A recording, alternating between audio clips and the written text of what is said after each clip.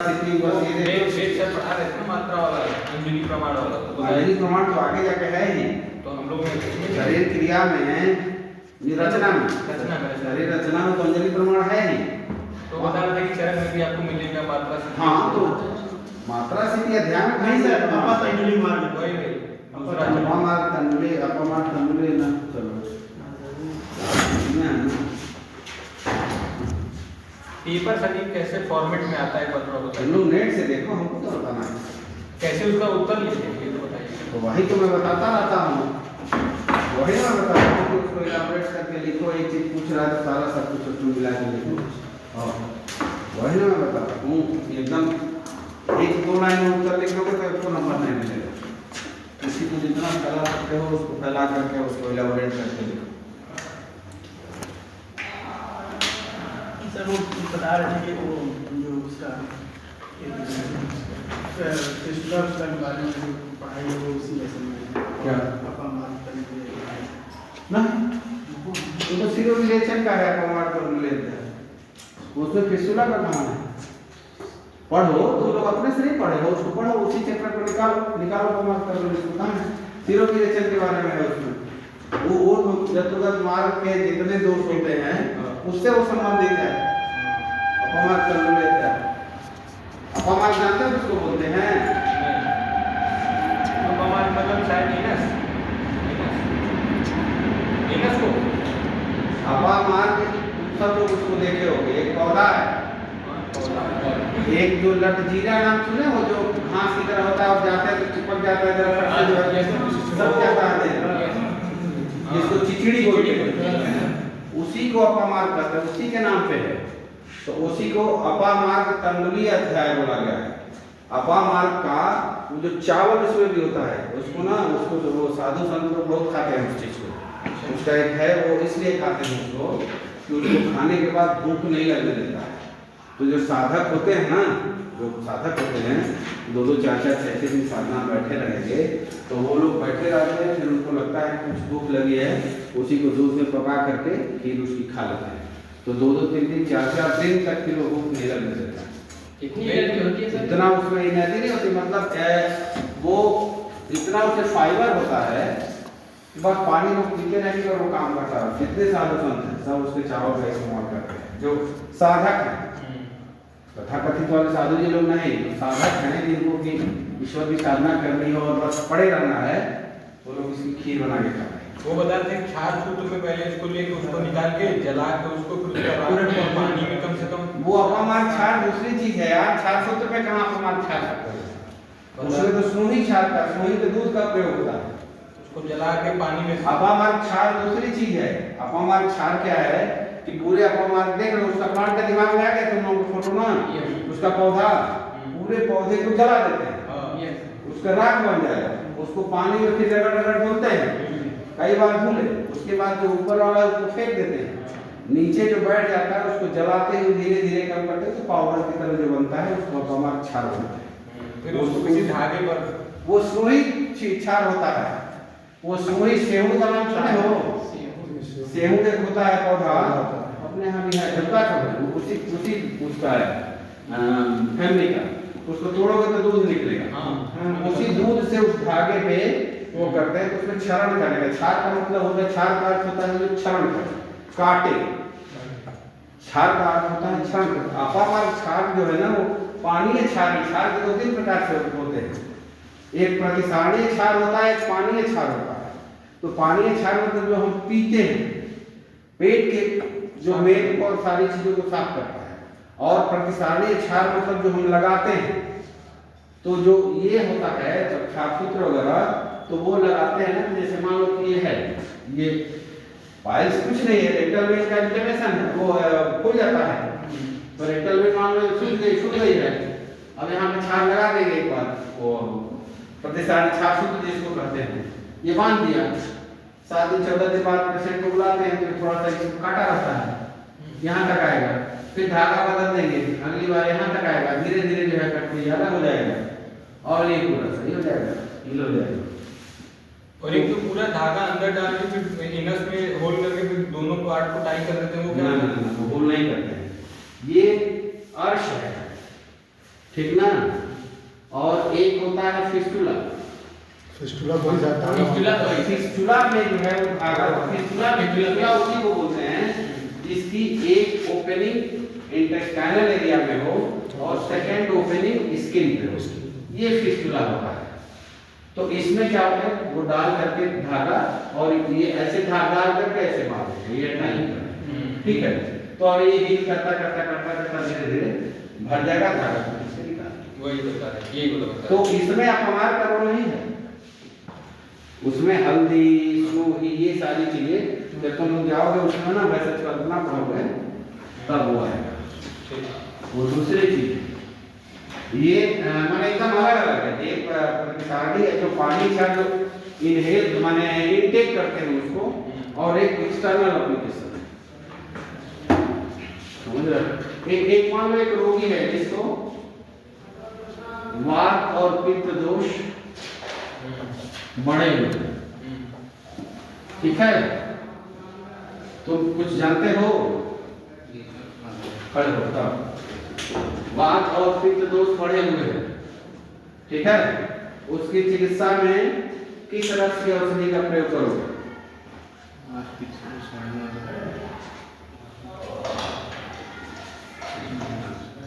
बोलो जी, तुम बोलो।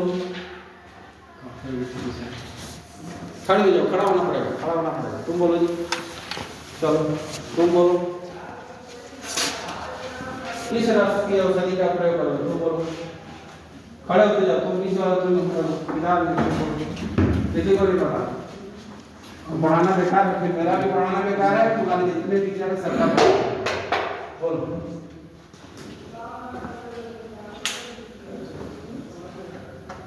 आयुर्वेद को घर पे नहीं पढ़ोगे बेटा तो कोई टीचर कोचिंग कुछ नहीं पढ़ा सकता। तो मैं तो ये समझता हूँ कि अगर तुम लोग मुझसे नहीं समझ पाओगे तो जिंदगी में किसी से नहीं समझ पाओगे। वात और पित्त दोष बड़े हैं, यही कुछ हम किस रस की औषधि से उसको ठीक करोगे? तुम लोग नहीं पढ़े, बोलो।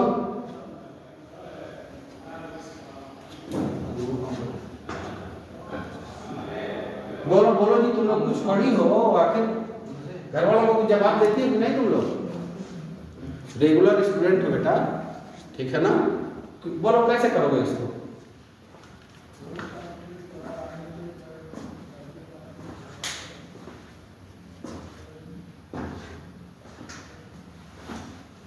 सब जानते हो, बस दिमाग तुम लोग नहीं लगाते। बात सामक रस कौन कौन है? वात का सेवन कौन कौन रस करता है? सर मधुर अम्ल लवण। मधुर अम्ल लवण। पित्त का सेवन कौन करता है? कटु तिक्त सहायक। अरे ये खबर बहुत में हो जाओगे। और पित्त कब का? हाँ, तो पित्त का है कटु और तिक्त और मधुर।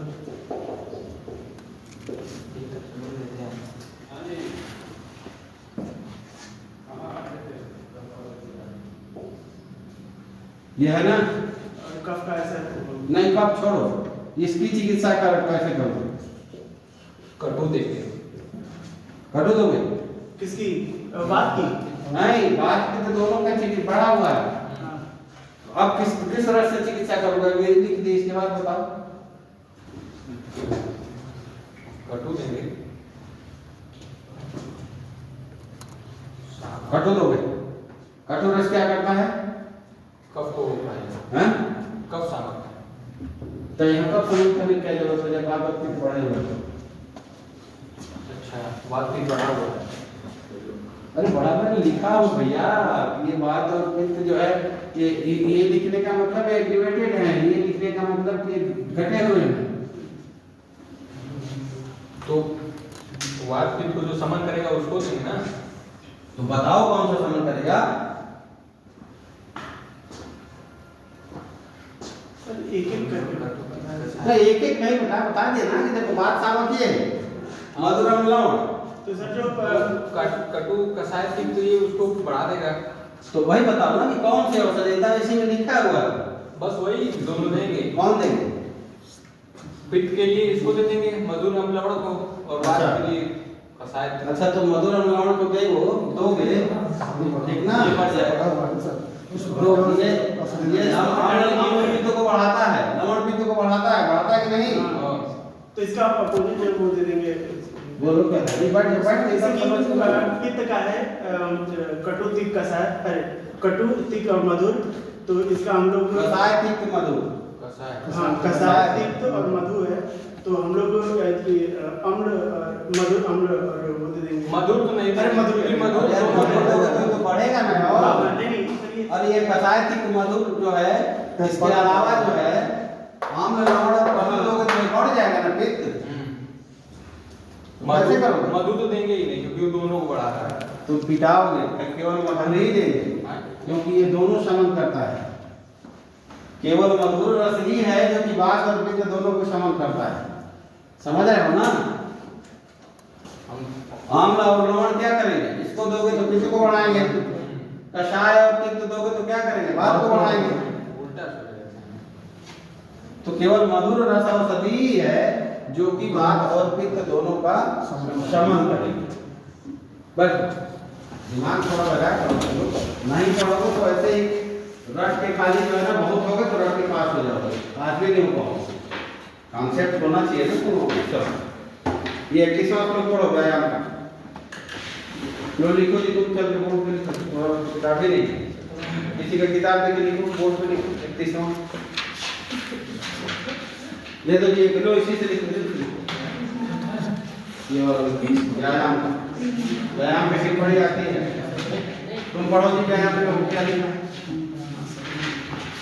31 श्लोक नंबर 31।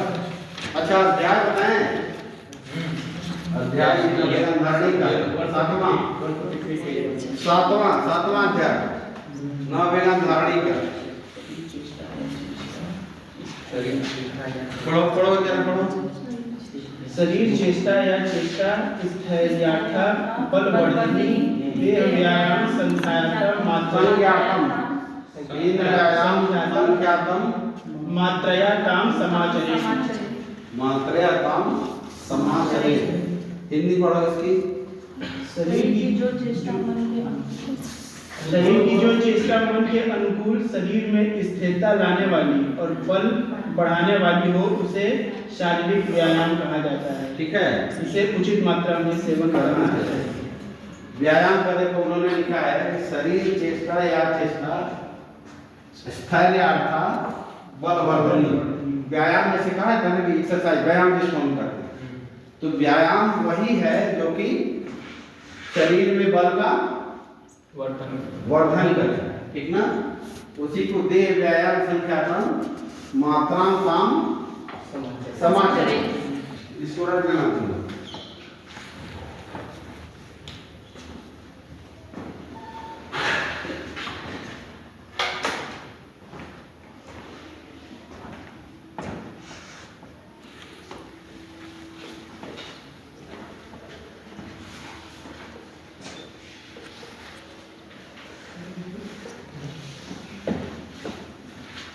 लिखा है जी।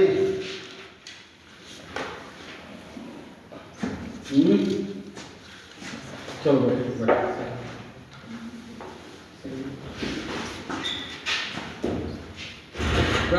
शरीर की जो चेष्टा मन के अनुकूल हो। आप देखो ये बहुत बड़ी बात होती है। व्यायाम वो नहीं है कि जो तुम्हारे मनोनुकूल न हो, जबरी तुम हो जो तुमको वो नहीं लगे, वो व्यायाम है। व्यायाम के कई प्रकार के व्यायाम होता है, ठीक ना? तो कह रहा है कि जो मन के अनुकूल हो, शरीर की जो भी चेष्टाएं जो स्थिर हो और शरीर के बल को बढ़ाने वाली, ठीक है, उसको क्या कहते हैं? व्यायाम संख्यात्मक मात्रायाम काम समाचर। वो मात्रा में होना चाहिए। अब इसकी मात्रा उन्होंने कहीं नहीं बताई कि व्यायाम की मात्रा क्या होनी चाहिए। आचार्य ने कहीं नहीं बताई। हाँ, लक्षण इस जगह वही बताया है कि हम कब समझें कि वो सम्यक व्यायाम हो गया, ठीक ना? आगे वाला श्लोक देखो, इसका लाभ बताया है। जब हंसने लगे ये लाभों का सामर्थ्य पढ़ो।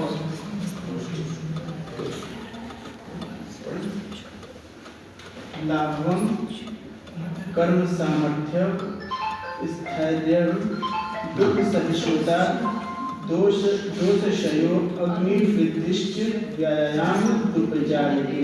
फिर से पढ़ो। लाघवम कर्म सामर्थ्यम स्थैर्यम दुख सहिष्णुता। लाघवम कर्म सामर्थ्यम स्थैर्यम दुख सहिष्णुता दोष क्षयो अग्नि वृद्धिश्च व्यायाम दुर्जायते। ठीक है ना। व्यायाम जायते। इसके लक्षण से क्या क्या है कि लाघवम, सबसे पहला लक्षण क्या है, शरीर में लंका हो जाती है। ठीक ना।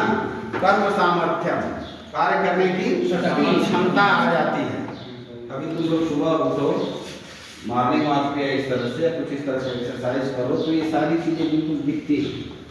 ये जिम वाले का लक्षण नहीं बताया है, क्योंकि व्यायाम का मेन क्या होता है, जो पहले के आचार्य ने बताए हैं, उसका मेन ये है कि प्रॉपर लंग्स में ऑक्सीजनेशन, ठीक ना, शुद्ध हवा फेफड़े में जाए और अशुद्ध हवा जो भी है फेफड़े की वो बाहर आए। मेन वो था। जिम वाले का लक्षण नहीं है। जिम वाले में भी थोड़ा ये मिलता होगा एक आध दो, लेकिन मेन क्या है कि वो ऑक्सीजनेशन प्रोसेस को जो बढ़ा देता है। ठीक ना।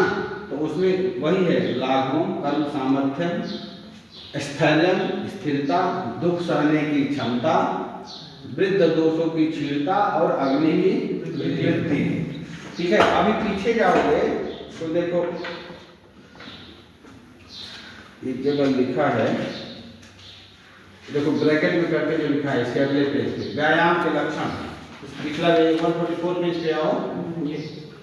ठीक ना।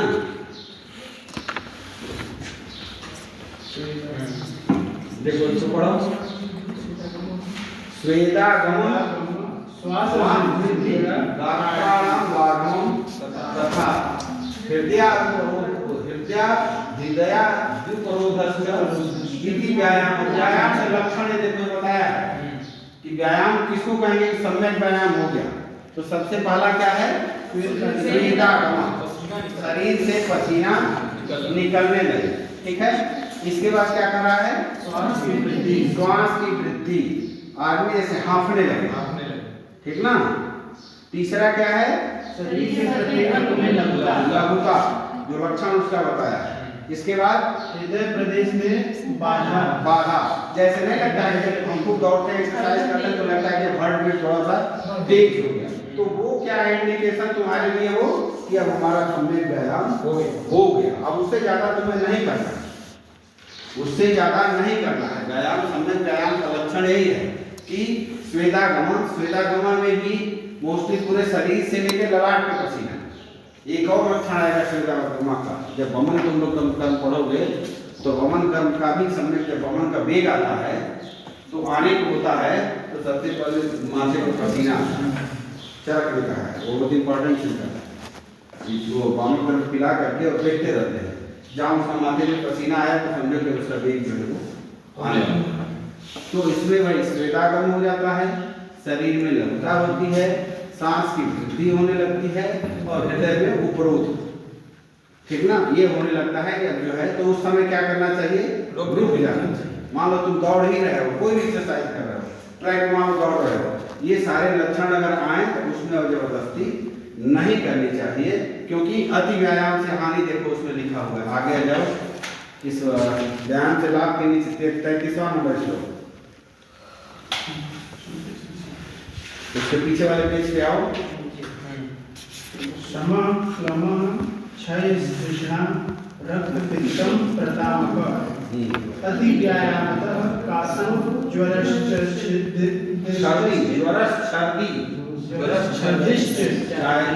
ठीक है। क्या कर रहा है कि अधिक व्यायाम करने से थकावट। ठीक है। क्लम कहते हैं कि कुछ काम नहीं, परिश्रम नहीं किया हो फिर भी थकना ऐसा लगने लगे। ठीक है। उसके बाद क्या है, धातु क्षय, अधिक प्यास लगना। ठीक है। उसके बाद एक बहुत इंपॉर्टेंट सिम्टम इसमें दिया है, रक्त पित्त। रक्त पित्त का मतलब होता है, रक्त पित्त एक व्याधि है और रक्त पित्त का मतलब है कि बॉडी के किसी भी पार्ट से ब्लीडिंग होने लगता है। ठीक ना? रक्तपित्त जब तुम लोग पढ़ोगे तो रक्तपित्त में यह है कि ऊर्ध्व एक रक्तपित्त होता है, एक अधोग होता है। ऊर्ध्व रक्तपित्त मतलब नासामुख से ब्लीडिंग होना, अधोग मतलब यूरिन ट्रैक्ट से या यूरिनरी ट्रैक्ट से ब्लीडिंग होना, और एक तिर्यक होता है जो हालांकि वो दिखता नहीं है, कहते हैं लोग कि शरीर के किसी भी पार्ट से ब्लड आने लगता है ऐसे, तो वो तिर्यक को पेटेचियल हेमरेज बोल सकते हैं। पेटेचियल हेमरेज मतलब कि किसी को बुजुर्गों में तुम लोग देखे होंगे, अक्सर बूढ़े लोगों में होता है, वो लोग कंप्लेन करते हैं जी काला हो जाता है, इतना बाह में ऐसे काला हो जाता है, और धीरे धीरे गल में खत्म हो जाता है, खत्म हो जाता है, सही भी हो जाएगा। ओल्ड एज में होता है तो उसमें होता क्या है कि जो कैपिलरीज होती हैं, जो माइक्रो कैपिलरी आती हैं, वो फट जाती हैं, फट गई तो काला हो गया, और फिर धीरे धीरे वो बॉडी में तैयार हो जाता है, तो सही हो जाता है, उसको पेटेचियल हेमरेज बोलते हैं। तो ये इसका लक्षण है, इसके व्यायाम में पूरा वो आता है, समझ आया व्यायाम का। अब योग्य पुरुष और अयोग्य पुरुष जो है वो इसका व्यायाम का दिया हुआ है, उसको पढ़ लेना, कौन कर सकता है कौन नहीं कर सकता है। निज योग उस दिन बताए दिए थे।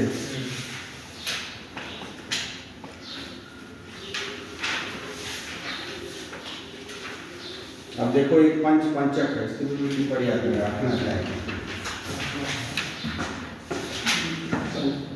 पंचक पे टिप्पणी आती है, वो तुम लोग का इसमें भी होगा, रचना में भी होगा, इंद्रिय पंचक। ठीक है, तुम किताब तुम्हारी कब तक आ जाएगी, किसी के साथ बैठ लो, सटा लो उसको यार।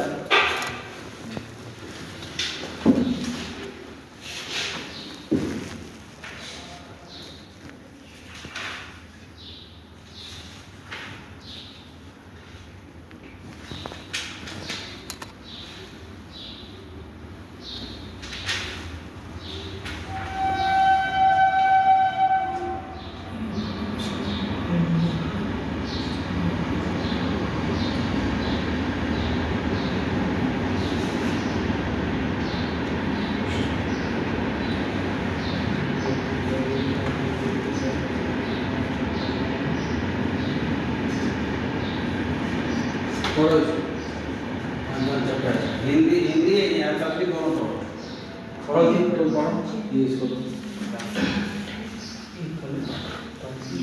जहाँ खलु शब्द आता है, बताया मैंने पहले, खलु माने क्या होता है, कहीं भी अगर खलु शब्द आया संस्कृत में तो खलु का मतलब क्या होता है,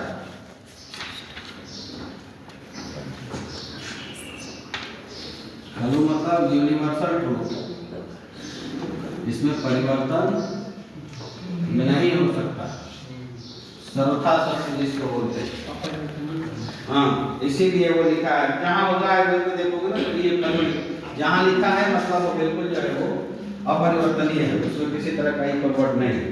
तो कह रहा है पंचवचन में यह खलु पंचेंद्रियाणि इंद्रियाणि द्रव्याणि इंद्रियाणि अधिष्ठानानि पंचेंद्रियार्था पंचेंद्रिया बुद्धेयो। एक से बड़ो पंचेंद्रिया क्या होता है जी, पंचेंद्रिया बुद्धेयो। पंच देखो यह खलु पंच इंद्रियाणि, पंच इंद्रिय द्रव्याणि, पंच इंद्रिय अधिष्ठानानि, पंच इंद्रिय अर्था और पंच इंद्रिय बुद्धेयो भवन्ति इति युक्तम इंद्रियाधिकारे। ये इंद्रियाधिकार में 5 बताया गया है, कौन कौन, पंच इंद्रियाणि, फिर से बोलो हम लिखेंगे, खलु ये पंच इंद्रियाणि, ठीक है, पंच इंद्रिय द्रव्याणि, इंद्रिय द्रव्याणि, पंचेंद्रियाधिष्ठानानि, पंच इंद्रिय अधिकरण, पंचेंद्रियार्था, पंच इंद्रिय अर्थ, पंचेंद्रिय बुद्धि, पंच इंद्रिय बुद्धि। अब देखो ये इसको ऐसे 4 तारीख बना हुआ है, तुम लोग ऐसे समझो इसका हिंदी पढ़ोगे, हिंदी में पढ़ो, कोई जाए पढ़ो।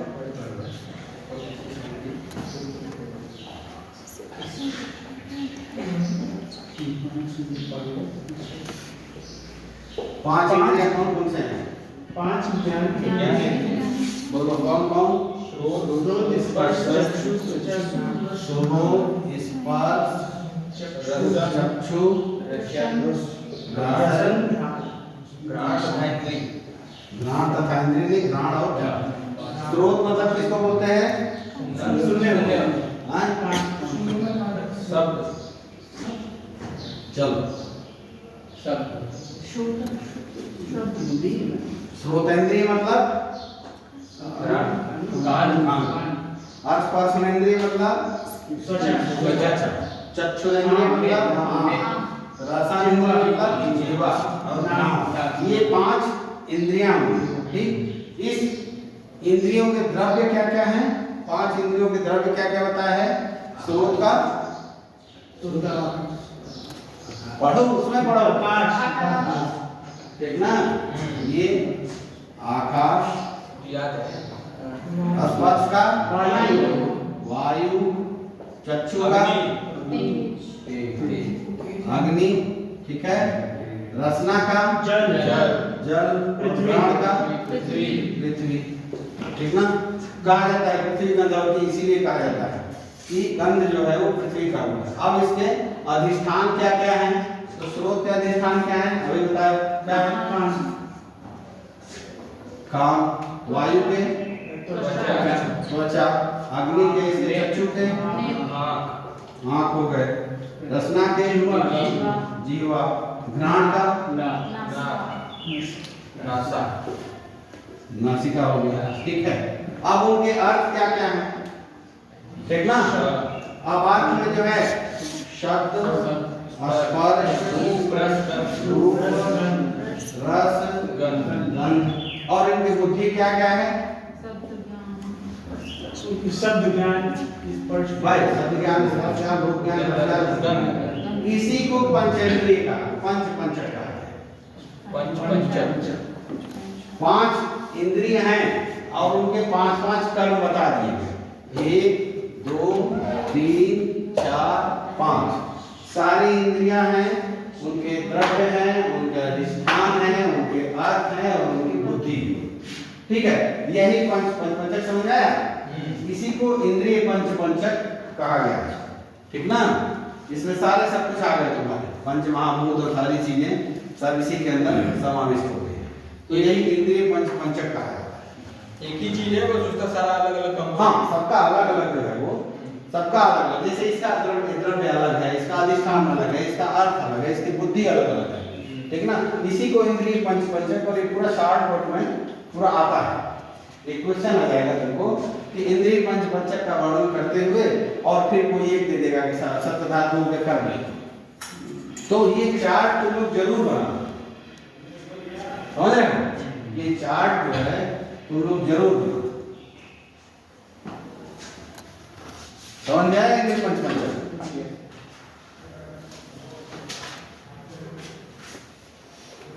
बाकी ये जो है ना, ये मन वाला सब पढ़ लेना, जो नहीं समझ में आएगा तो उसको हमसे पूछ लेना।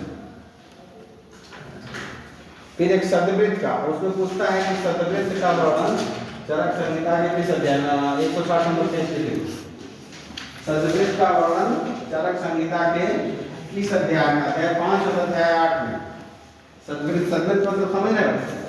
हमें क्या करना चाहिए और क्या नहीं करना चाहिए। योग्यायोग्य कर्म जिसको कहते हैं उसका वर्णन पीछे 5वें अध्याय में था और ये 8वें अध्याय में भी शब्दवृत्त था। तो इसको तुम लोग शब्दवृत्त पढ़ लेना, ये क्या करना चाहिए, क्या नहीं करना चाहिए, ये सारी चीजें हैं। इसका वो मतलब इस पर क्वेश्चन नहीं आता है, लेकिन एक बार पढ़ लेना, इस पर क्वेश्चन नहीं आता। नहीं श्लोक, जो श्लोक है वो तो बता देंगे। अब जो है नेक्स्ट तुमको खुद्दाक चतुष्पाद, ये नेक्स्ट टर्म से पढ़ाएंगे। इसको पढ़ के आना, हालांकि तुम लोग पढ़े हो लेकिन खूब अच्छी तरह पढ़ के आना। तुम ही लोगों से पूछेंगे और फिर बताएंगे। ये बेशक चतुष्पाद जो इसमें, हाँ, खुद्दाक चतुष्पाद किस चतुष्चतुर होगा? खुद्दाक चतुष्पाद नवे अध्याय में कौन सा चतुष्क है? चरक का कहाँ आगे पहुंच गए? निर्देश पे रहो। चर्चा अध्याय क्या होता है? 9वां अध्याय है ना। तो भेषज चतुष्क खत्म हो गया, स्वस्थ चतुष्क खत्म हो गया, अब क्या आ गया? निर्देश चतुष्क। तो निर्देश चतुष्क का पहला अध्याय है खुट्टाक चतुष्पाद अध्याय, जिसमें वो चिकित्सा के चतुष्पाद का वर्णन किया है कि चिकित्सा में चार स्टेप होते हैं, 4 पाद होते हैं, मतलब चारों इंपॉर्टेंट होते हैं, सबके 4-4 गुण होते हैं, ठीक ना? सबके 4-4 गुण होते हैं। और वो मतलब ये बहुत इंपॉर्टेंट क्वेश्चन है, ये एग्जाम में जरूर आता है, जरूर आएगा, 100% इसको आना ही आना है, कहीं ना कहीं घुमा फिरा के आएगा ही आएगा, किसी न किसी पेपर में जरूर आएगा। विषय चतुष्पाद जो है, इसका भी चार्ट एक है, चार्ट इसको पढ़ लेना तुम लोग, ठीक है? पढ़ लेना, हम और समझा देंगे इसको, इसमें कुछ बहुत ज़्यादा वो है नहीं।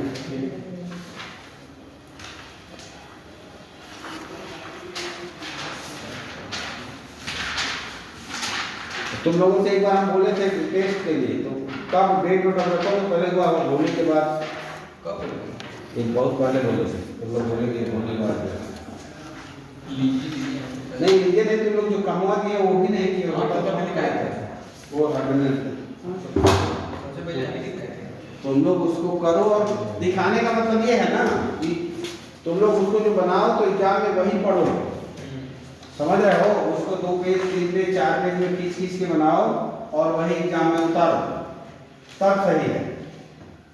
तुम लोग नहीं दिखाओगे, नहीं करोगे तो हमको थोड़ा मतलब है, छोड़ देंगे वैसे। अच्छा, चरक खत्म करके सर कुछ और पढ़ाएंगे? नहीं, बस मेरे जी में चरक है, अभी चरक है, तो बाद में देखा जाएगा जो है, चरक है। 8 अध्याय हो गया है, 22 अध्याय और है, 12 तो है ना? 19 है। चरक सूत्र का में कितने अध्याय? आएगा 13 अपने 13 इधर से और 13 अष्टांग हृदय से, 12 उधर ऐसे ही है, 12 ही तक, 13 बात कला कली तक है बस। इसीलिए तो बोल रहे थे, खत्म हो जाएगा तो फिर अभी तुम पहले इसको करो, इतना पहले तैयार, ये जब तुम लोग एकदम तैयार कर लोगे तब हम आगे बढ़ेंगे, नहीं तो बढ़ना होगा। ये 12-13 पढ़ाने के बाद जब हम संतुष्ट हो जाएंगे कि तुम लोग इसको परीक्षा में लेके पास हो सकते हो, तभी हम आगे बढ़ेंगे, नहीं तो हम इसी में घूमते रहेंगे, ठीक है? अटेंडेंस बना के करो, तुम लोग भी थोड़ा मेहनत करो, ठीक ना? तुम लोग भी थोड़ा सा मेहनत करो। अगर अपॉर्चुनिटी मिलती है कि भाई हमको कोई डाउट होगा तो क्लियर करने वाला मेरा कोई टीचर है, तो डाउट क्लियर करो, ठीक है ना? जो नहीं समझ में आया जैसे भी हो उसको समझो और करो।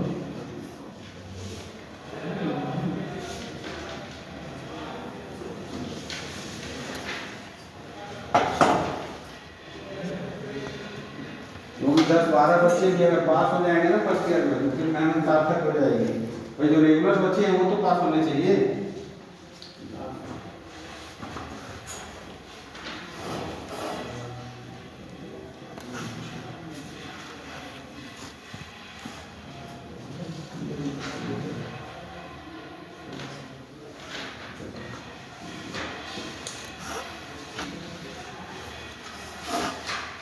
हम लोग अपने में कुछ डिस्कशन करते रहो, कोई चार्ट वार्ट बनाओ, ठीक है? सबको चार्ट बनाना ही है, फाइल चार्ट ये सब है ना।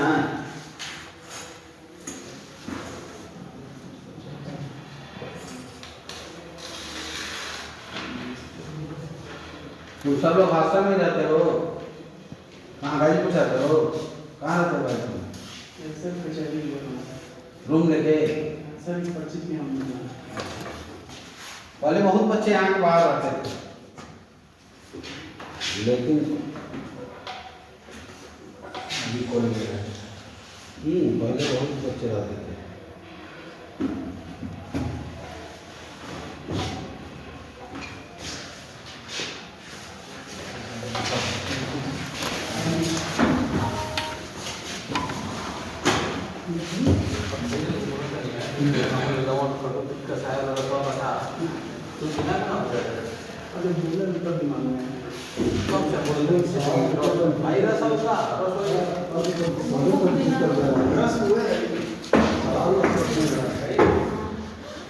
सेवन ना